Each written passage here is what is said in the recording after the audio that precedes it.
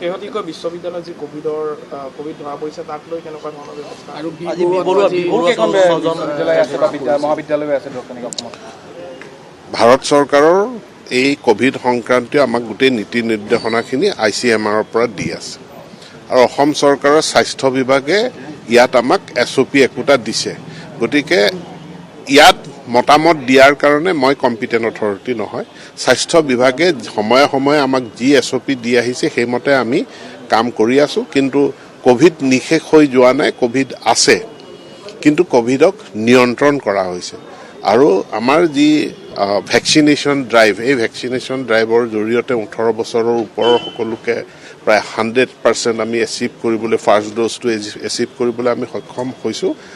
Covid নিয়ন্ত্ৰণৰ ভিতৰত আছে নিয়ন্ত্ৰণৰ বাহিৰত গলে হয়তো আমাক স্বাস্থ্য বিভাগে বেলেগ কোনো নীতি নিৰ্দেশনা দিলে আমি সেইখিনি পালন কৰিম SOP মানিছে নাই মানে শিক্ষা বিভাগৰ পৰা কোনো পৰিদৰ্শন কৰা হৈছে নেকি না SOPটো সকলোৰে মানা নামানাৰ দায়িত্বটো সকলো নাগৰিকৰ কেৱল যেটো চৰকাৰৰ ওপৰত কোভিডটো এৰি দিলেতো নহব নাগৰিকসকলে দায়িত্ব ল'ব লাগিব